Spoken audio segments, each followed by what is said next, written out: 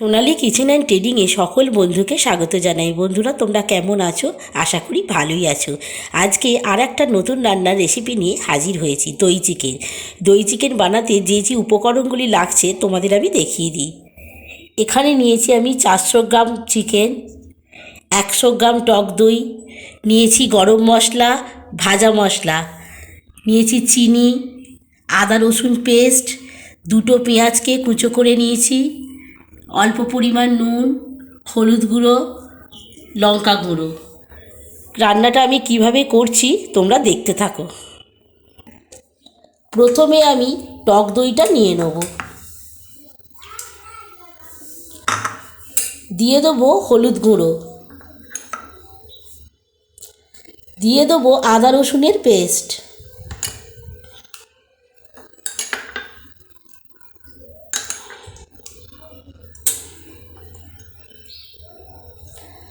আর দিয়ে দেবো লঙ্কা গুঁড়ো,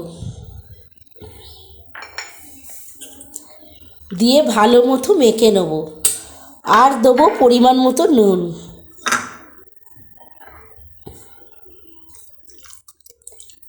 এইভাবে ভালো মতো মেখে নিয়ে 1 ঘন্টা রেখে দেবো। 1 ঘন্টা হয়ে গেছে। এবার আমি চিকেনটা রান্না করব। বন্ধুরা, 1 ঘন্টা তোমরা ফ্রিজেও রাখতে পারো, আমি এখানে নর্মাল টেম্পারেচারে রেখেছি। রান্নাটা আমি রিফাইন্ড অয়েলে করব। তেল যখন গরম হয়ে আসবে তখন আমি এর মধ্যে কেটে রাখা পেঁয়াজ কুচি আর গরম মশলা দিয়ে দেবো। পেঁয়াজ ভালো মতো ভাজা হয়ে গেলে এর মধ্যে আমি মাখিয়ে রাখা চিকেনটা দিয়ে দেবো।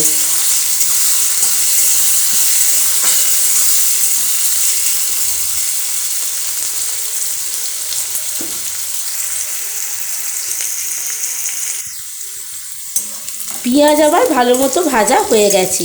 এবার এর মধ্যে আমি চিকেনটা দিয়ে দেবো।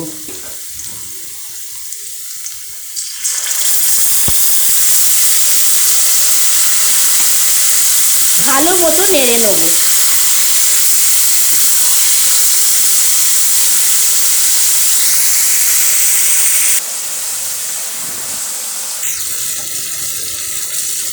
চিকেনটা আমার ভালো মতো কষা হয়ে গেছে। এবার এর মধ্যে দিয়ে দেবো চিনি।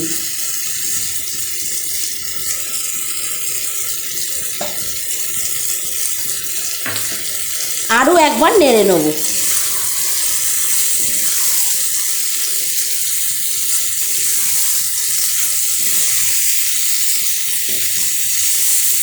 বন্ধুরা, তোমাদের হাতে যখন সময় খুব কম থাকবে তখন তোমরা এইভাবে চিকেন বানিয়ে খেতে পারো, আশা করি ভালোই লাগবে। চিকেনটা যখন ভালো মতো কষা হয়ে যাবে তখন এর মধ্যে আমি গরম জলটা দিয়ে দেবো।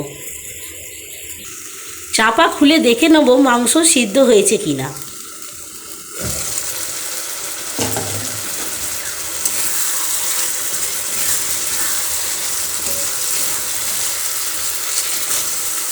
মাংস প্রায় সিদ্ধ হয়ে গেছে। এর মধ্যে গরম জলটা দিয়ে দেবো।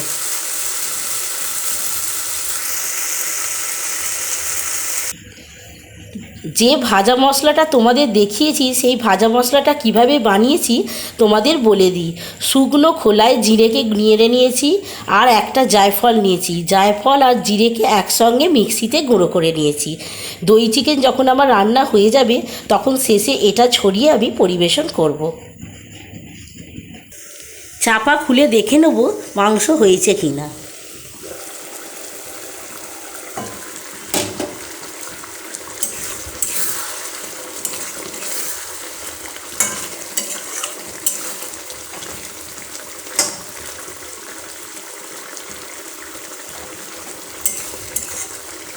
মাংস সেদ্ধ হয়ে গেছে। এবার আমি সার্ভিং বলে পরিবেশন করব দই চিকেন। এই দই চিকেনটা গরম ভাতের সঙ্গে, রুটির সঙ্গে পরিবেশন করা যায়। তোমরা এইভাবে বানিয়ে করবে, আশা করি তোমাদের ভালোই লাগবে। এবার এর মধ্যে আমি ভাজা মশলা ছড়িয়ে দেবো। এইভাবে দই চিকেন বানালে দই চিকেন খুব সুস্বাদু হয়।